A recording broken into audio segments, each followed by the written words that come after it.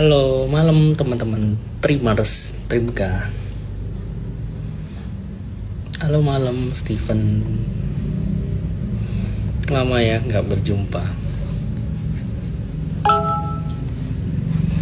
Ya kita mumpung ini ya marketnya lagi sepi, kita ngobrol-ngobrol aja. Mungkin kalau teman-teman tadi yang menyimak gitu ya, kalau pembahasan makro tuh Fahrul udah sempet bahas cukup komplit ya di IG-nya Koko kesayangan kita ya, Bernard 88. Jadi mungkin kalau teman-teman yang mau lihat view-nya, insight-nya, bisa lihat lagi di rekaman mereka gitu kan ya. Jadi tidak perlu mengulang, tapi intinya summary-nya kalau boleh dikatakan sekarang sebenarnya market juga udah kelihatan ya, potensi bottoming udah mulai ada. Kalaupun kita lihat kayak historical data gitu ya, biasanya memang di bulan Juni ini kan Mei Juni ada penurunan yang entah reasonnya apa, tapi secara technically itu kejadian gitu kan. Nah di satu sisi ada potensi untuk rebound di bulan Juli. Jadi memang Juli nanti agak kenaikan, tapi ya Agustus September mungkin perlu diwaspadai lagi, bisa ada penurunan sampai nanti from naik biasa di berberan kan di kuartal 4 di November kah atau Desember sampai ke Januari. Jadi itu yang memang secara cycle itu repeat terjadi gitu kan. Triggernya bisa macam-macam. Nah sekarang kalau kita lihat rupiahnya sendiri di 16.4 juga itu mungkin sudah mulai mencapai bottomingnya juga gitu ya, karena sentimen-sentimen kan sekarang udah lewat yang buruk gitu. Outflow asing juga udah keluar banyak gitu ya, udah hapus wave yang masuk 1 tahun terakhir juga. Jadi sebenarnya untuk dia sell off lagi mulai terbatas lah gitu, bukan berarti nggak bisa jualan lagi ya, karena beberapa big cap kan selalu drivernya juga foreign investornya ya, ownershipnya cukup banyak di sana. Nah jadi ya kita bisa mulai bottom fishing gitu di beberapa saham-saham, terutama yang paling cepat rebound ya sektor banking gitu, sama big cap yang lumayan besar gitu ya. Misalnya kalau disebutkan tadi misal Astra atau UT gitu kan, atau Telkom. Nah itu juga sebenarnya bisa jadi satu pilihan yang untuk yang konservatif lah gitu, itu bisa jadi collect dulu bertahap gitu. Nanti baru kita lihat mana di semester 2 gitu kan yang ada potensi growth yang kenceng gitu di saham-saham yang seperti apa, nanti kita analisis lagi. Cuman kalau misalnya kayak di saat-saat seperti ini gitu ya, mainin aja sebenarnya barang-barang yang kita udah familiar. Kalau gue sih lebih ke arah situ ya. Tadi kan dibilang mau HK apa nih kok. Sebenarnya gini, gampang kayak contoh Breeze gitu, kayak Arto misalnya atau Merdeka. Itu kan sebenarnya semua juga kalau gue bilang sih mainnya di ranging yang cukup mirip ya gitu, walaupun sektornya beda-beda ya. Banking dan komoditi, tapi pada dasarnya sebenarnya gerakannya tuh kan untuk misalnya kita lihat tuh level dia punya bottom tuh sekitar 2.200 gitu ya. Nah, Arto sendiri kan sempat sampai 2.100, Breeze juga 2.100. Nah, di situ sebenarnya area-area yang cukup menarik gitu. Dari peaknya turun 25%, 20% itu udah teman-teman sebenarnya udah bisa mulai cicil beli dengan skema sebenarnya piramida gitu ya, dalam arti beli di atas gitu. Kalau udah sampai level 22 bisa masuk misalnya ya anggaplah kalau masih mau titip sendal 10%, nanti misalnya 150 30%, nanti baru 21 beli lagi sisanya 50% gitu kan, kurang lebih seperti itu. Nah kalau misalnya sekarang Breeze agak mantul di 2526, nah ini area sebenarnya udah area jual gitu. Itu bisa manfaati profit taking dulu, jangan berpikir itu akan naik terus gitu kan, karena memang marketnya juga masih ya masih sensitif lah terhadap sentimen-sentimen baik dari dalam negeri, luar negeri gitu kan. Jadi bisa keluar masuk aja dulu di area itu gitu. Bahkan kalau misalnya teman-teman beli Breeze di 21 ya, 24 kan udah jual bertahap, 25 jual bertahap. Nah mulai keluar gitu. Arto juga sama, angkanya kurang lebih mungkin sama ya gitu ya. Kalau gue lihat sih itu treatment gue sama aja, 21-an beli, terus nanti mendekati 25 jual gitu. Merdeka mungkin area buy-nya lebih lebar ya, 22 sampai 23 itu bisa area beli gitu kan. Nanti jualnya 26 sampai 27. Nah, kurang lebih gitu tuh. Selama dia belum bisa tembus 28-an ya, waktu itu sempat 29-an lah, short sebentar gitu kan. Tapi selama sebenarnya belum bisa tembus 28-an dengan firm volume yang gede ya, dia juga masih bolak-balik sideways di situ tuh.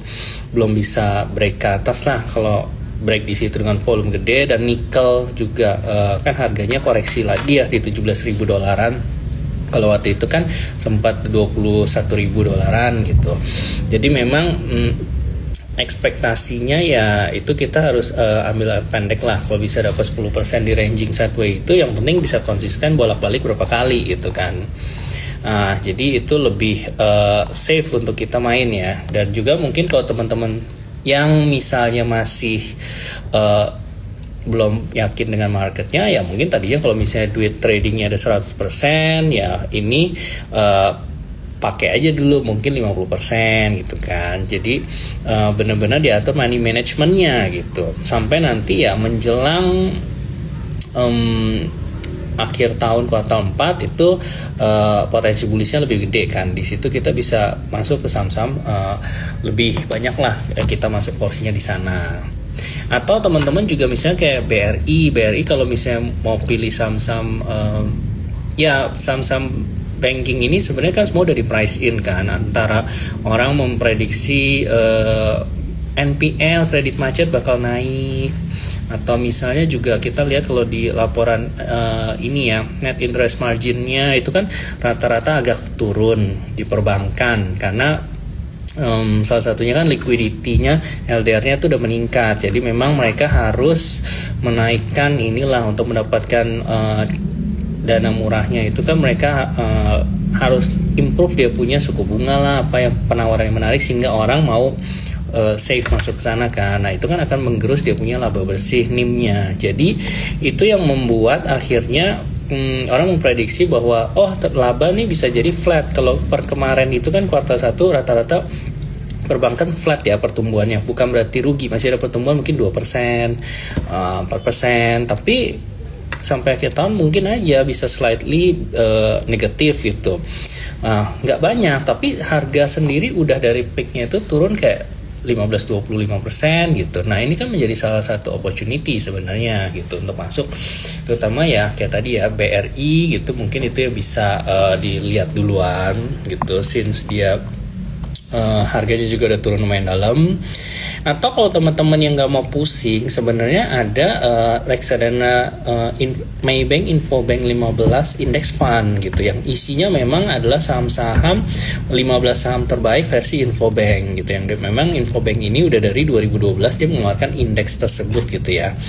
Nah, ini harga NAB-nya sendiri memang sejak launch Januari 2024 kemarin ya, jadi baru launch tahun ini, itu NAB-nya sempat waktu 2-3 hari lalu lah ya penurunan sampai indeks ke 67, dia sempat NAB di 840-an, sekarang agak balik di 890-an. Jadi kalau teman-teman yang nggak mau pusing gitu pilih saham-saham perbankan, analisa sendiri, bisa lihat di situ, masuk aja di reksadana tadi ya, Maybank Infobank 15 Index Fund. Itu hanya eksklusif ada di Prima Plus gitu. Teman-teman bisa beli saham itu, beli reksadana itu yang basisnya adalah saham-saham perbankan. Nah, 80% itu isinya kan kurang lebih ada 4 perbankan tadi itu, dengan bobot almost 80%-an. Sisanya baru bank-bank yang lain. Jadi ini mempermudah juga untuk teman-teman yang mau bottom fishing di saham-saham tapi nggak bisa pantau juga gitu kan entry pointnya. Nah, bisa masuk ke reksadana indeks tersebut ya gitu. Kalau dari beberapa mungkin kayak yang small cap-nya, yang kita juga masih lihat ada faktor growth sebenarnya dari revenue-nya gitu kan, itu salah satu Maha ya. Dia ranging juga main di 200 sampai 240 nih. Jadi ketika mendekati 200 biasanya ada pantulan. Nah, itu itu bisa ini ya udah jadi kayak psikologis aja, entry pointnya sekitar 200 gitu kan. Nanti kita bisa lepas lagi sekitar udah mulai 230, 240 ya kan. Dengan kemarin juga kan udah bagi dividen, sempat naik juga, terus dapat kontrak baru juga, perpanjangan kontrak. Nah ini kedepannya ini kan sebenarnya ada pertumbuhan lah di volumenya gitu. Jadi ini yang membuat sebenarnya secara fundamental masih menarik. Ada harusnya sih price to earningnya itu bisa adjust kita 6 kali PE. Nah ini kan masih menarik gitu untuk melihat mana sih saham-saham kecil yang punya growth lumayan gitu, mumpung harganya lagi murah kan, seperti itu. Nah itu beberapa topik ya tadi yang lagi kita lihat juga. Atau ya misalnya kayak yang diperhatiin sendiri ya, kalau teman-teman yang suka brand gitu kan, misalnya setelah keluar dari FCA ya itu bisa juga sih dipantau untuk nantilah dilihat, diterima ideas gitu kan, signal buy-nya di mana. Nah itu juga bisa jadi satu ideas sih untuk tinggal diatur aja porsinya kan, termasuk cuan juga. Nah kalau misalnya Berizal nih penggemar setia Bevin juga ya kayaknya. Multifinance memang lagi dibilang kan, beberapa banking, multifinance, financial gitu semua lagi ya terpengaruh ya, terutama yang foreign pada pegang ini kan, mereka juga gimana ya, masih melihat kayak ada risk kan di awal 1 bulan kemarin gitu. Jadi memang sekarang kalau dilihat bank-bank juga rata-rata PI-nya murah gitu, udah kembali ke mungkin ada yang single digit, ada yang PR 10, dan ini kan itu justru mungkin menjadi fokus utama di banking dulu. Kalau bankingnya rally, baru multifinance-nya rally lagi gitu kan. Dan ya perlu diperhatiin sebenarnya yield dividennya tuh juga lumayan, gak jelek gitu. Rata-rata kan kayak financial ini udah bisa kasih 6% gitu ya, ada yang 7%. Jadi sebenarnya kayak potensinya tuh cukup baik. Yang penting sabar gitu kan, sampai nanti kita at least nunggu rally-nya paling nggak di akhir tahun gitu. Hopefully ada rally di sektor-sektor tersebut gitu. Jadi memang itu yang lagi banyak yang murah, jadi semua mending rata-rata kan orang berpikir mending big caps dulu, yang murah yang mana nih, nah, baru kan yang lebih ke secondary-nya gitu ya, gitu. Kemudian kalau rupiah ya, rupiah ini kan tentu dengan pelemahan rupiah yang di sekitar 16.400 ini kan yang menguntungkan juga tadi balik lagi ke ekspor base yang which is itu adalah komoditi. Jadi memang sektor-sektor komoditi selain tadi Merdeka ya yang bisa kita perhatiin, gitu kan, itu juga relate ke komoditi itu. Ya kita bisa lihat sih kayak Adaro gitu, kalau yang konservatif lagi balik itu juga bisa diperhatiin untuk entry levelnya gitu kan. Kalau ada penurunan teman-teman bisa lihat tuh nanti diterima ideas, itu juga jadi satu hal yang menarik. Kalau oil mungkin belum kita lihat lagi ya. Nah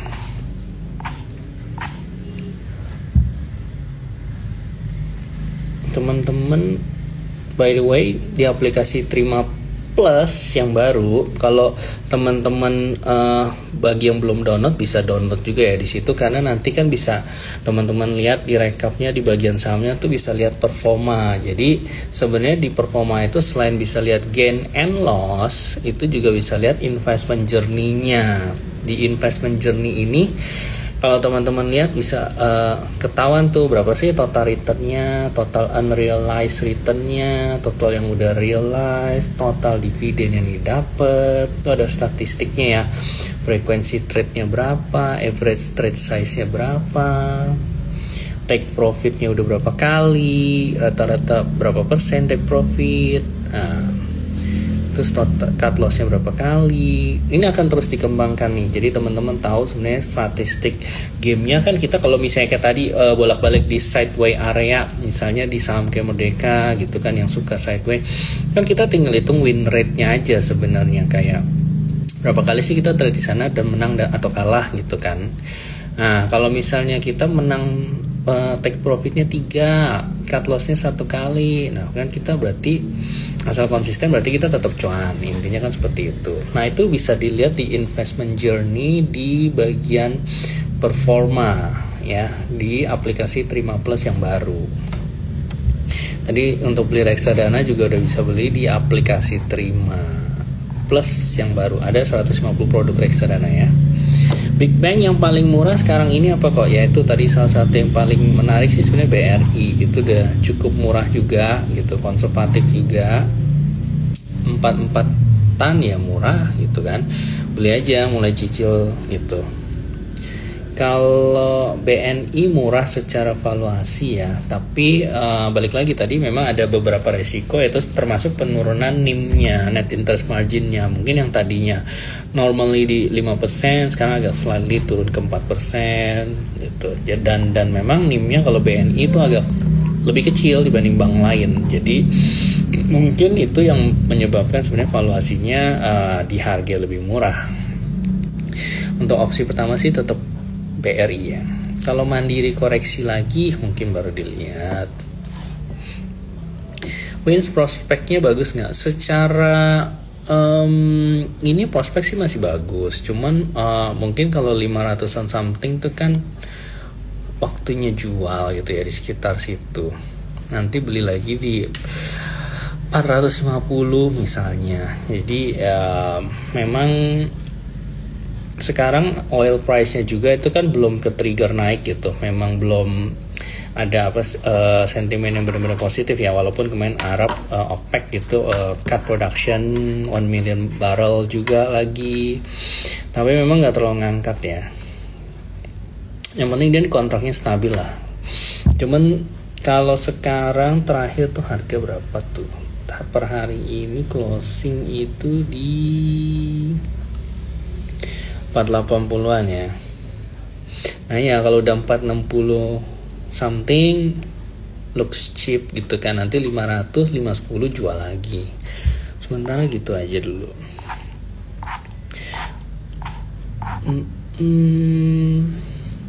BRMS ya, ini depend on ini ya, gold dan nextnya itu kan sekarang sih sebenarnya cukup bottom ya gitu. Kalau misalnya lihat di posisinya nih, kita harus lihat sentimen yang bikin dia positif tuh ke depannya apa. Kan kalau misalnya harganya copper ya tadi dibahas itu sempat bisa rebound, itu akan menjadi positif. Cuman mungkin kalau saran saya lebih main di Merdekanya aja lah, since kita udah kelihatan dia punya area buy-nya 2200, 2300, jual 2600, 2700. Udah fokus aja di situ, big caps pula gitu kan. Jadi lebih gampang untuk di pantau.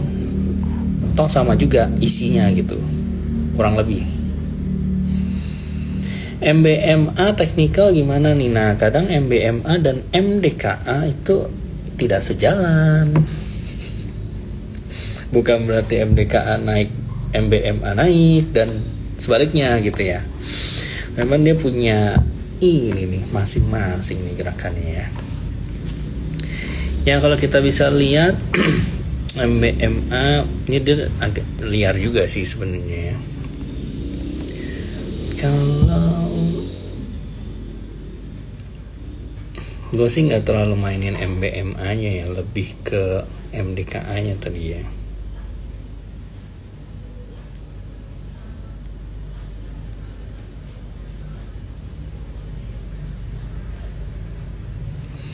Tidak muncul ini. Oke. Yang kalau misalnya sekarang ini kan dia sebenarnya di area-area agak nanggung 610 gitu ya, sampai 610 620 tuh mungkin orang area jual sebenarnya. Di area yang pertama tuh sempet dulu kan area di sana agak koreksi, terus baru belakangan bisa break sekali gitu. Nah ini kan jadi testing lagi berikutnya 610 620 tuh baru di tengah-tengah Bollinger Band-nya. Kalau misalnya dia agak koreksi ke 550 560, nah itu baru masuk lagi sih sebenarnya.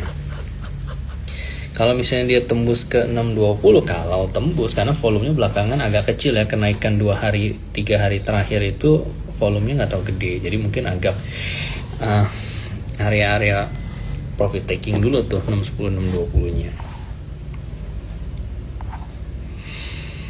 Kok Billy nggak live lagi?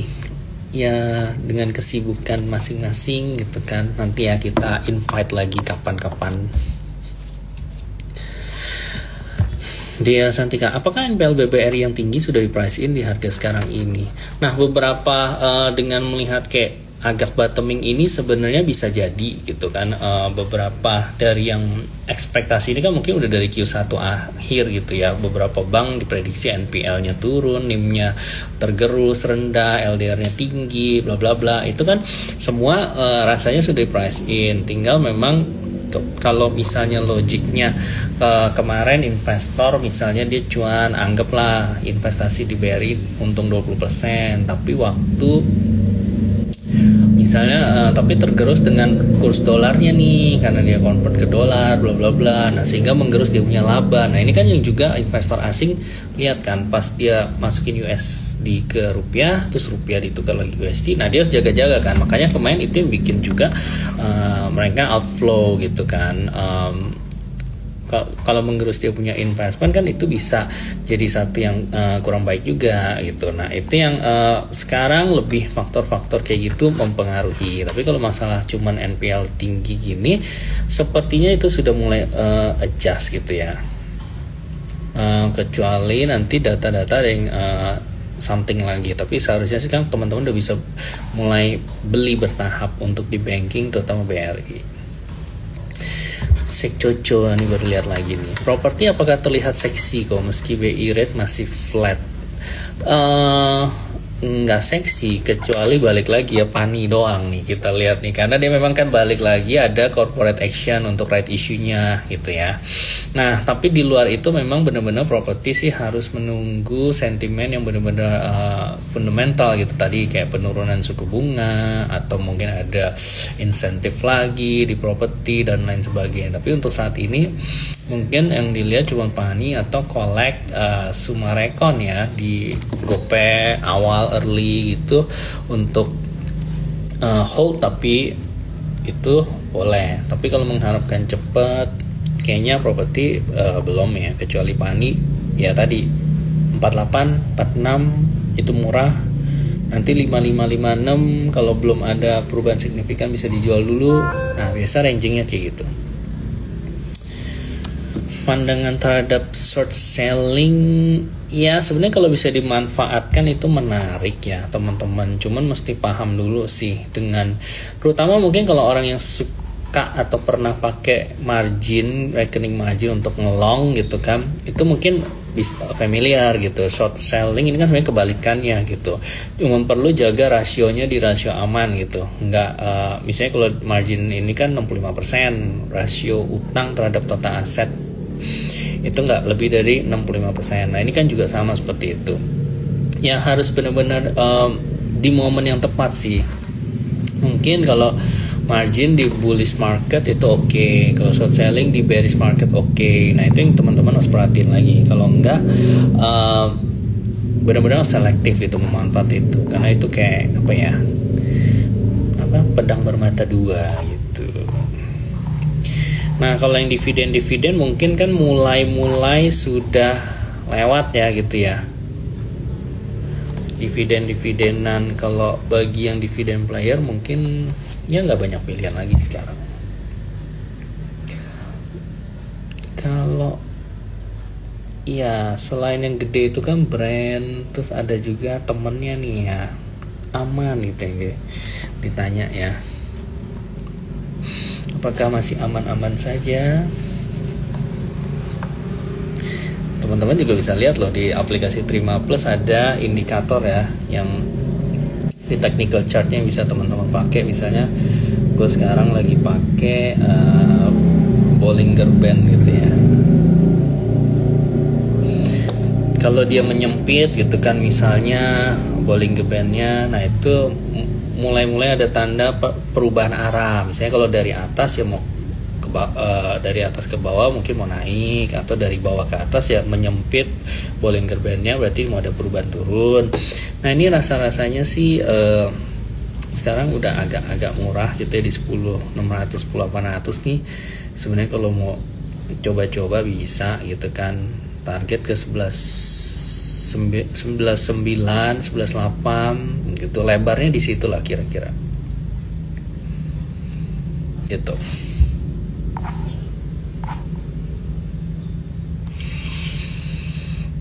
Ya properti ya sempat agak below expectation kalau nggak salah.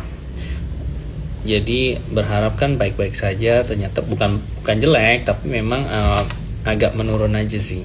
Dan sentimennya belum ada untuk ininya. Kedepan ya rate cut sekarang kan kalau di luar negeri kita lihat yang global aja ya, yang pengaruh ke seluruh dunia itu kan market Amerika ya, ekspektasinya ada 1 kali penurunan di akhir tahun. Nah itu yang sekarang lagi berjalan. Kalau misalnya nggak ada, nggak jadi ya mungkin itu orang akan adjust lagi tuh marketnya. Tapi kalau lihat di Amerika sendiri sih itu yang terjadi, dan BI sepertinya mungkin nggak jauh inilah bedanya dari ini. Kalaupun naik kemarin kan diekspektasi naik, tapi ternyata enggak ya, BI rate cuman mempertahankan stay gitu kan. Yang penting PR-nya sekarang rupiahnya yang dijaga supaya nggak terlalu naik lagi ke atas, karena itu efeknya ya ada efeknya, tapi lebih ke paniknya gitu orang kan ya.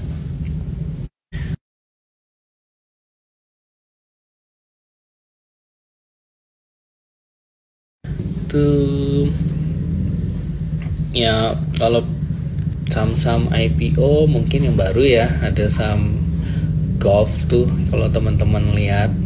Nah itu memang dia sempat revaluasi aset gitu kan, hampir 7T, karena memang ada beberapa yang mungkin nilai tanahnya tuh masih jadul-jadul gitu. Nah ini kan GOLF ini punya 3 lapangan golf sebenarnya di Sentul, di New Kuta Golf gitu ya. Pernah ke situ sih, lumayan bagus tempatnya gitu, pinggir laut. Sama Belitung gitu, something di situ, somewhere di sana. Nah revaluasi aset nilainya jadi gede. Nah cuman memang typical property kan PBV-nya memang nggak satu PBV, biasanya at discount gitu kan. Nah itu wajar, tinggal memang secara revenue berapa. Nah, mungkin kalau dilihat ini dia punya terakhir laba bersihnya tuh 60M, dari market cap dia pas IPO ini 4,7T itu, dia raise fund 713M untuk capex dan lain-lain gitu ya. Jadi sebenarnya ini udah balik ke profit, karena tadinya sempat pandemi itu dia nggak profit gitu. Jadi yang I think mungkin ini yang benar-benar bukan integrated ya, yang benar-benar pure lapangan golf ya, si GOLF ini ya gitu. Bisa teman-teman pantau tuh. Influencer 2025 gelap. Ya sebenarnya kalau misalnya udah buruk, apalagi sih yang mungkin terjadi gitu kan. Kalau sudah paling buruk, ya kemungkinan lebih buruk kan lebih kecil dibandingkan kemungkinan membaik. Nah gitu kan. Kalau udah di low base banget, nah kemungkinannya kan lebih banyak yang naik ya kan. Since nanti juga kalau pemilu di Amerika lancar, misalnya orang prediksi Donald Trump gitu ya balik lagi menang, ya bla bla blanya sebenarnya kalau sesuai prediksi tuh justru 2025 mungkin ada harapan gitu untuk kita balik lagi ya. Tadi udah dibahas juga Fahrul mungkin di sebelah gitu. Ya akhir tahun juga beliau kan cukup optimis bahwa indeksnya bisa di atas 7.000 lagi gitu ya. Jadi ya oke lah, 6.700an ini kita jadikan itu sebagai apa ya, support kuatnya lah untuk IHSG itu sendiri ya. Terlepas mungkin ya nanti naik turunnya itu gara-gara saham brand atau aman, ya lihat aja yang beberapa big capsnya itu normalnya seperti apa gitu kan. LQ 45 nya tadi yang dibilang Telkom sih mungkin 2800-an, kalaupun di luar sentimen itu kan jadi salah satu sentimen yang dianggap ini ya saingan dari Telkom ini. Jadi mungkin ya teman-teman kolek aja santai 2800-an gitu kan. Tapi nanti coba tuh terapkan apakah 3100 mau dijual, nah Telkom di area-area gitu ya. Gitu. Kalau Astra ya sementara teman-teman perhatiin aja dia punya penjualan otomotif kan biasa di data-data asosiasi itu kan tiap bulan muncul tuh. Nah lihat ada perkembangan nggak gitu. Sama I don't know ya, PRJ jualan mobil nggak tuh kan, ya biasa ada peningkatan nggak gitu di PRJ. Nah hal event-event kayak gitu tuh yang bisa jadi mendongkrak. Misalnya nanti ada pameran lagi Gaikindo, nah itu dilihat dulu tuh, biasanya itu ngaruh. Walaupun total revenue-nya sekarang Astra udah 50% lebih tuh dari UT ya sebenarnya, bukan dari otomotif lagi. Jadi itu yang bisa teman-teman perhatiin. Untuk stock pick banyak ya, tiap hari diterima ideas bisa teman-teman pantau entry point and exitnya di mana. Jadi nggak usah terlalu banyak pusing. Nah mungkin sembari seperti ini ya teman-teman bisa baca research report Trimegah ya yang membahas tentang, kan lebih banyak waktu nih since market juga mungkin nggak terlalu banyak bergerak dulu gitu di bulan Juni ini sampai nanti Juli, hopefully itu bisa marketnya rebound lagi. Oke teman-teman, kita nanti mudah-mudahan jumpa lagi ya nanti dengan kita ajak Koko Billy-nya, Toko Hans-nya gitu, kita ngobrol bareng lagi. Oke? Nice to meet you all. Bye bye guys.